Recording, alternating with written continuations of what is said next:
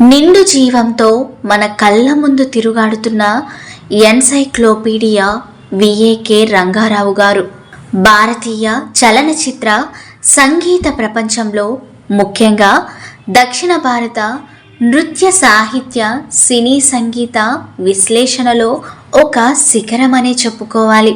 ఆయన కేవలం ఒక విమర్శకుడే కాదు, 42,000 సంఖ్యలో అరుదైన గ్రామఫోన్ రికార్డులను భద్రపరిచిన గొప్ప మ్యూజిక్ ఆర్కైవిస్ట్. విఏకే రంగారావు గారు ఆంధ్రప్రదేశ్లోని బొబ్బిలి రాజవంశానికి చెందినవారు.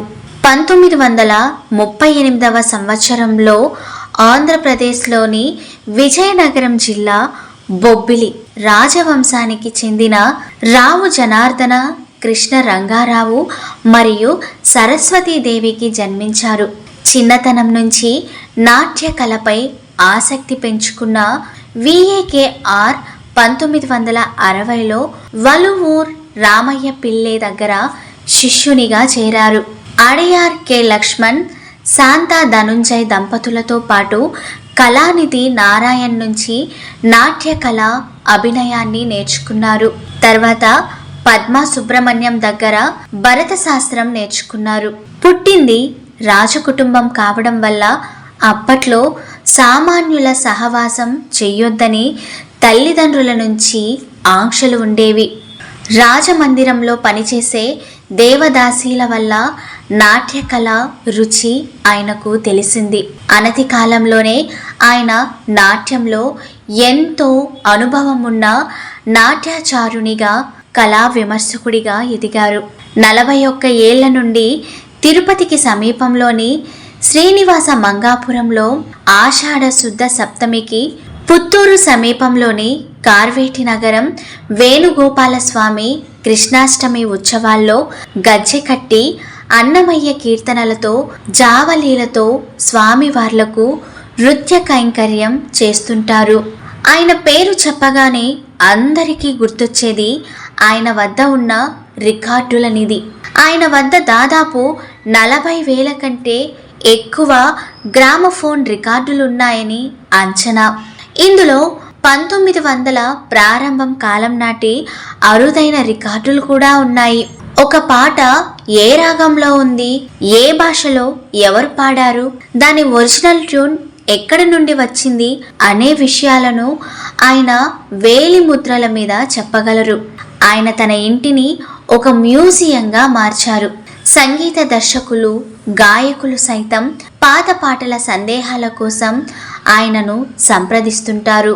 రంగారావు గారు రాసే వ్యాసాలు అత్యంత నిశితంగా ఉంటాయి. ఆయన కేవలం పాట బాగుందని చెప్పడమే కాదు, ఆ పాటలోని సాంకేతిక అంశాలను, సాహిత్యంలోని లోతులను విశ్లేషిస్తారు. పురాణాలు, ఇతిహాసాలు మరియు శాస్త్రీయ సంగీతంలో ఆయనకున్న ప్రవేశం వల్ల సినీ గీతాల్లోని అంతరార్థాలను అద్భుతంగా వివరించేవారు. ఆయన కేవలం సంగీతానికే పరిమితం కాలేదు, భారతీయ శాస్త్రీయ నృత్యంపై కూడా ఆయనకు విశేషమైన అవగాహన ఉంది.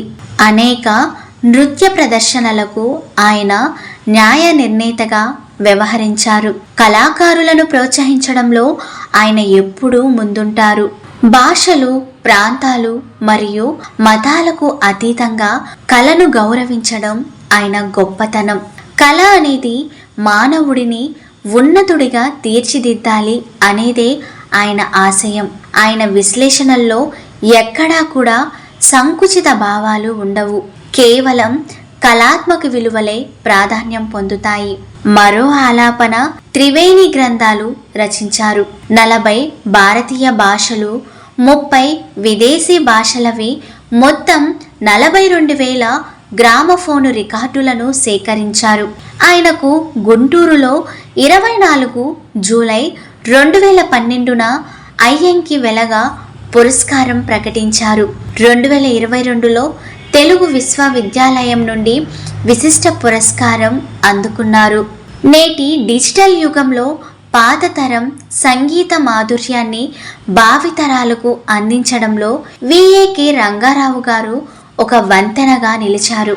ఆయన చేసిన కృషి తెలుగు చలనచిత్ర చరిత్రలో సువర్ణాక్షరాలతో లిఖించదగినది.